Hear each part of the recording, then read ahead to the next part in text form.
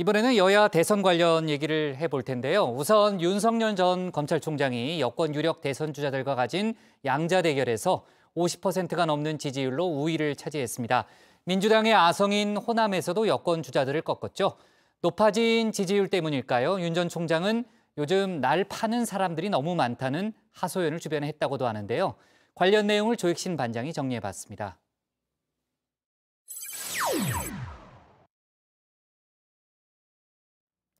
윤석열 전 검찰총장의 지지세가 갈수록 탄탄해지고 있습니다. 오늘 나온 차기 대선 여론조사 결과인데요. 윤 전 총장이 37.2%로 1위를 차지했습니다. 2위는 21%를 기록한 이재명 경기지사였는데요.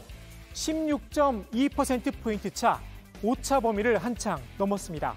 가상 양자 대결에선 지지율 격차가 더 크게 벌어졌습니다. 선호도가 50%를 넘었는데요. 이재명 지사와 민주당 이낙연 전 대표를 20%포인트 안팎으로 앞섰습니다. 40대를 빼곤 전 세대와 전 지역에서 이 지사와 이 전 대표를 따돌렸는데요. 오차 범위 아니긴 하지만 심지어 호남의 선택도 윤석열이었습니다. 윤석열 대세론이라고 할 만한데요. 인기가 높아지자 새로운 고민이 생겼습니다. 국민의힘 김종인 비대위원장이 이런 충고를 했었죠.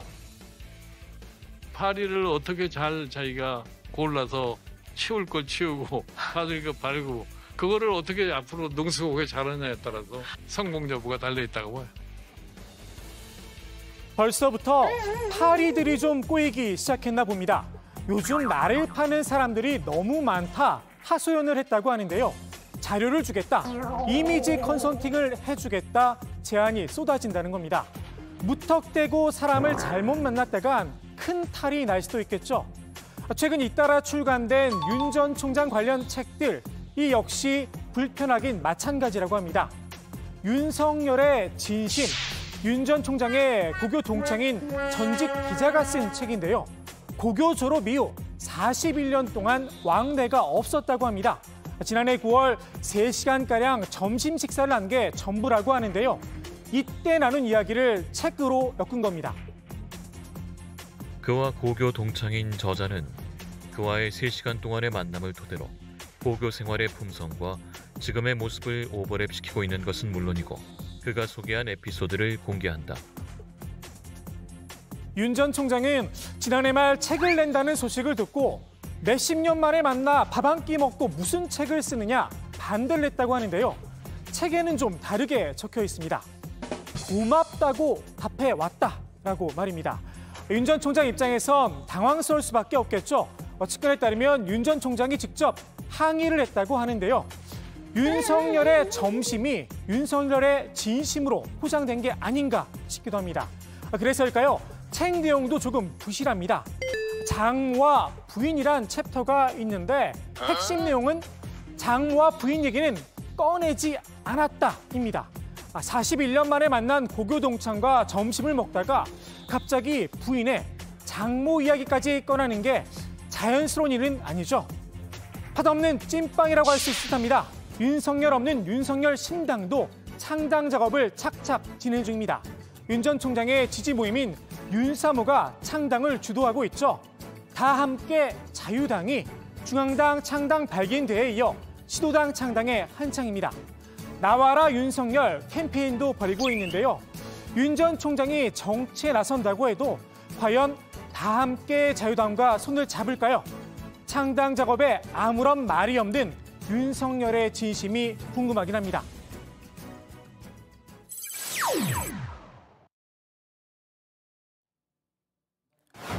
전 세계가 뛰어든 백신 확보 전쟁, 백신도 부익부 빈익빈입니다. 우리나라는 안타깝게도 백신 부국에 속하지 못했죠.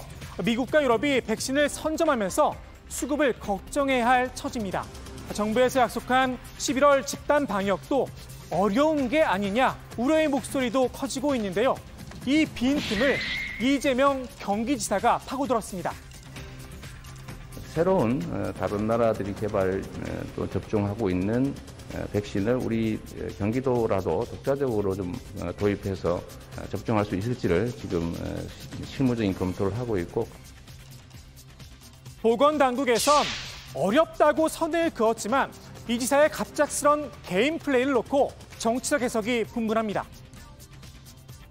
자기 정치를 하는 이재명 지사의 모습을 보면서 정말 권력이 무상하다. 정권 말기에 정말 대통령이 외로우시겠다. 이런 생각이 들었습니다. 이재명 지사도 그런 어떤 개인적인 역량이 있으면 그런 것들을 개인의 역량을 가지고 발휘하는 것보다는 중대본과 국가, 정부에 협조하는 그런 어떤 스탠스를 유지하면서 함께 도움을 주시는 것이 맞겠다 하는 생각은 듭니다. 문재인 정부와 차별화인지는 두고 봐야겠지만 적어도 정부의 백신 수급 계획에 물음표는 찍은 듯합니다. 그런데 우연의 일치일까요? 대표적인 친문 인사로 꼽히죠. 윤호중 원내대표 겸 비대위원장이 취임한 뒤 첫 비대위 회의를 주재했는데요. 이런 입장을 내놨습니다. 정부와 지자체 간의 방역 정책에 있어 혼란을 야기하지 않도록 최선의 점검을 강화해 나가는 것으로 그렇게 의견을 모았습니다. 아까 정부랑 지자체 간 방역 정책 혼란을 최소화하기 위해 점검에 나갈 거라고 말씀하셨는데 이재명 지사가 경기도 차원의 백신 마련할 수 있는지 당부해 보겠다고 말씀하셨는데 그거 관련해서 이제 정비대위 논의가 있었나요? 오늘은 구체적으로 그와 관련된 논의는 없었고요. 일부에선 이재명 지사를 겨냥한 게 아니냐는 이야기가 나왔는데요. 독자 백신이 아니라 진단 키트가 문제라며 일단 화살을 오세훈 서울시장에게 집중했습니다. 이재명 대항마를 꿈꾸고 있죠. 정세균 전 총리는 퇴임 뒤 첫 행보로 DJ의 일산 사저를 방문했습니다. 다시 김대중이다. DJ 정신을 강조했는데요. 전북 출신인 전 정 총리의 정치적 기반, 바로 호남입니다. 전남 출신인 이낙연 전 대표와 호남 당심을 놓고 경쟁을 벌일 수밖에 없는데요. 전 총리의 지지율 아직 마의 5% 벽을 넘어서지 못하고 있죠. 양무 호남, 시무 대선, 호남의 선택을 받지 못한다면 대선의 꿈도 멀어지게 됩니다. 재보선 참패로 정치적 내상을 입었죠. 이낙연 전 대표도 반등을 모색 중입니다. 최근 죽는 한이 있더라도 문재인 대통령을 지키겠다, 호위 무사를 자처하며 친문 당심에 호소하기도 했는데요. 다음 주부터 전국을 순회하며 민심을 청취하는 만인보 행보에 나선다는 계획입니다. 그 첫 출발지 역시나 호남입니다. 본인의 울타리부터 다시 단단히 치겠다는 생각이 듯합니다. 두 전직 총리의 호남 민심 쟁탈전, 과연 누구의 손을 들어줄지 지켜볼 일입니다. 오늘 국회 발제 이렇게 정리합니다. 윤석열, 날 파는 사람들 너무 많다. 정세균, 이낙연, 호남 구애.